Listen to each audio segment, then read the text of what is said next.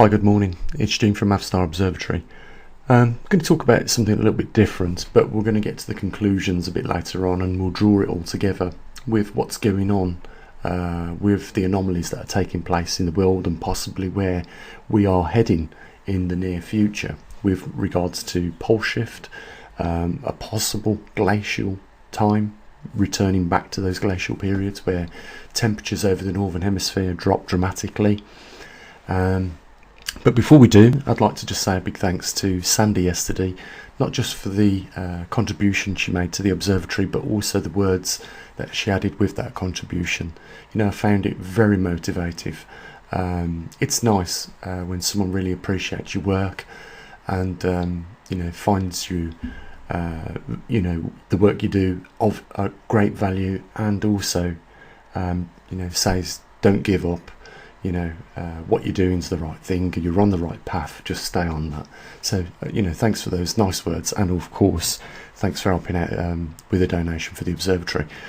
So okay, obviously I don't need to tell you what we're looking at. It's obviously the Georgia Guidestones, and you know, I don't these days like to get too much into conspiracy theories, and you know, there is a lot of stigmata attached to, you know, the Georgia Guidestones, as well as a lot of other topics, to be fair, and you know, I know that a lot of you have come across them.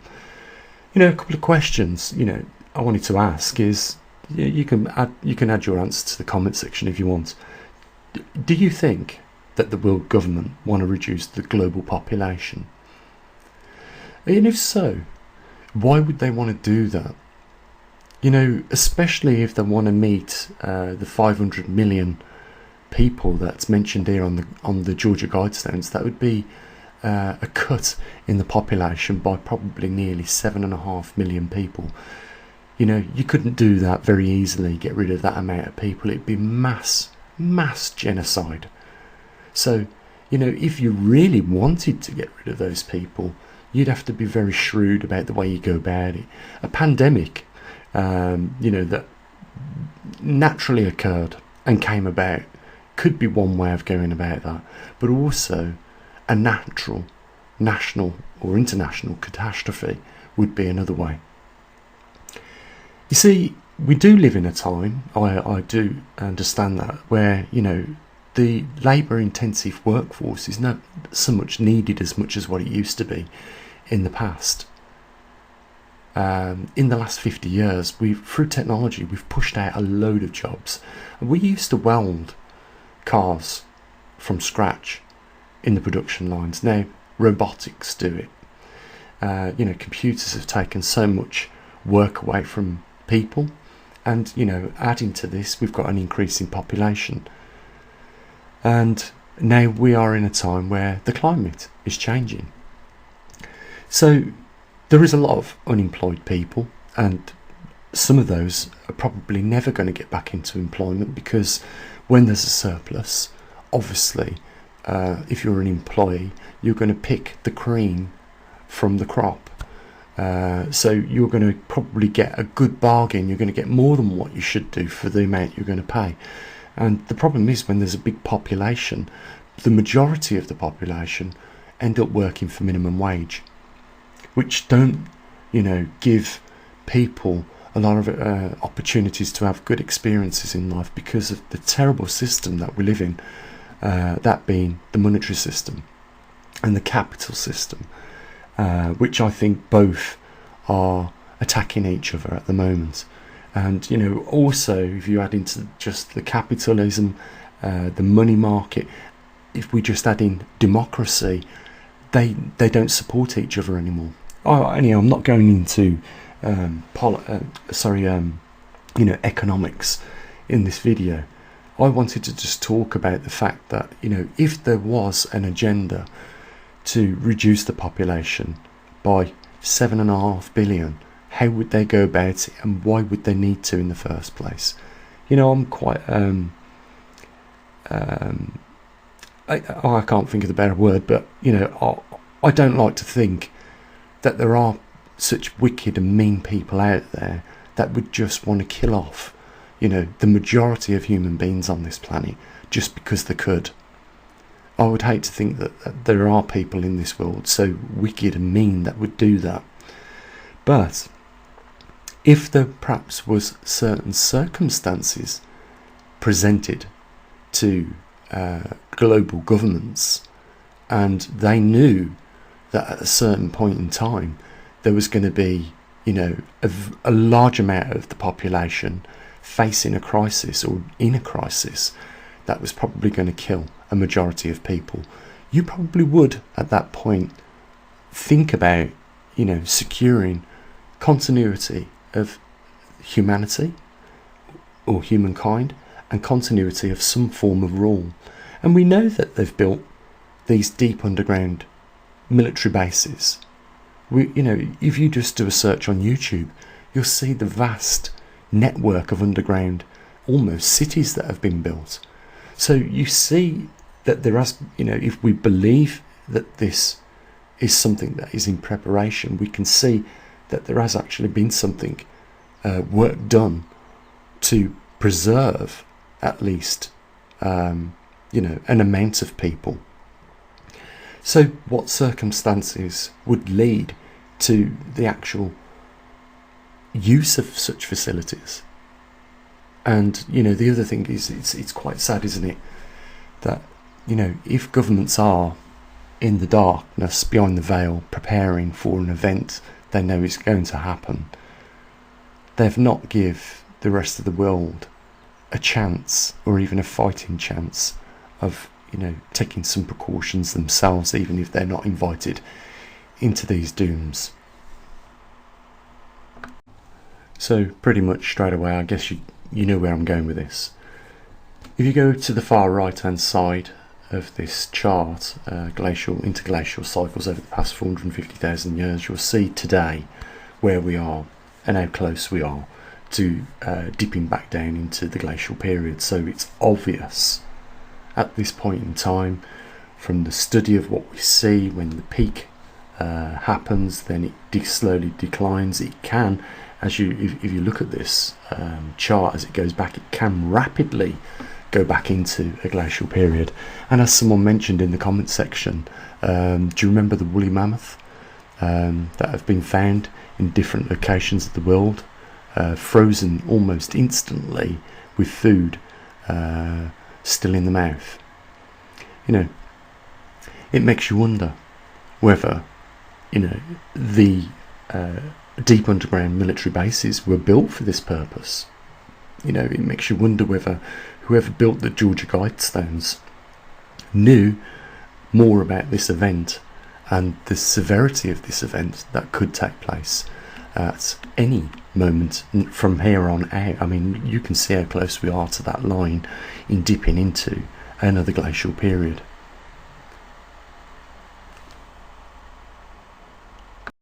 If we go back over, I mean, they call these cycles, but I don't think they are cycles. They're not exact, time intervals. You get the next ice age, and then exactly at the next, 100,000 years, you get another one.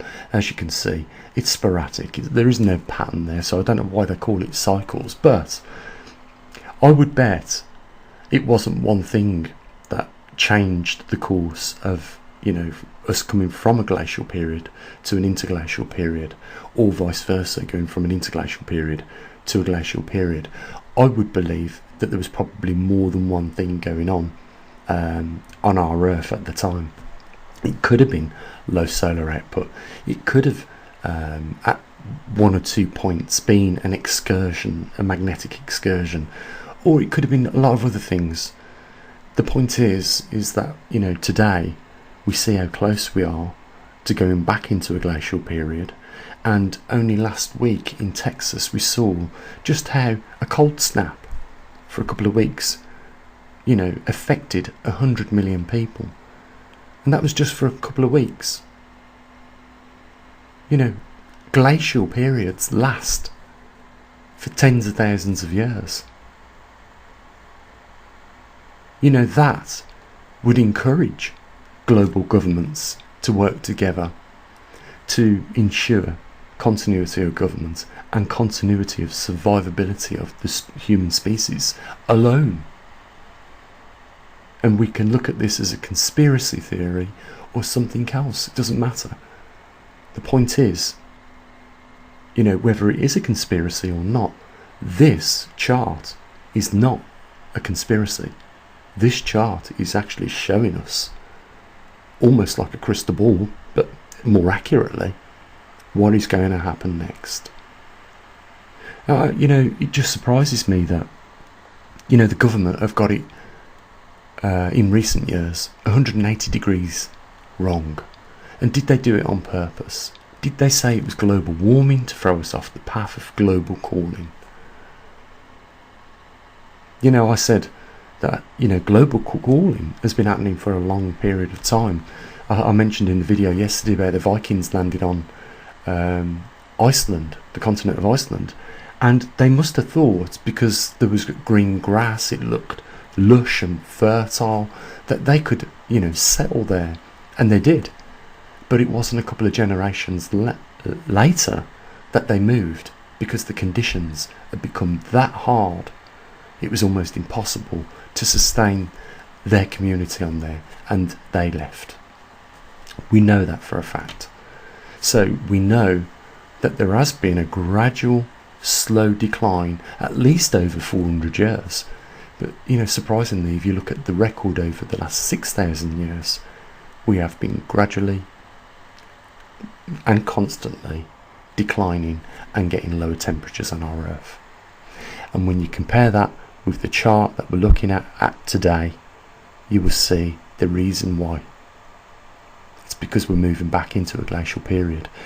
And, you know, like I said, if we look at all the other glacial and interglacial periods, there has probably been more than one thing that has been the cause of changing from interglacial to glacial and glacial to interglacial. What could be the big thing here is the hindrance of the magnetic poles reversing. Now, if you go back 12,000 years, there wasn't a magnetic excursion. It just so coincidentally was also the time when we came out the last glacial period. And as you can see, we haven't been out that glacial period for too long, have we? Probably, I don't know, 12,000 years, maybe? If that. But we are definitely going back into it, because as you can see on that chart, it is peaked and the sine wave has gone up and down a little bit, but it has shrank in its length. And, you know, we are heading back into that point where we come from an interglacial period into a glacial period. Excuse me. And we're also doing that at a time when the Earth is going through a magnetic reversal, and at a time where there is a grand solar minimum. Couldn't be any worse. And if you want to just add insult to injury, we've got a global pandemic.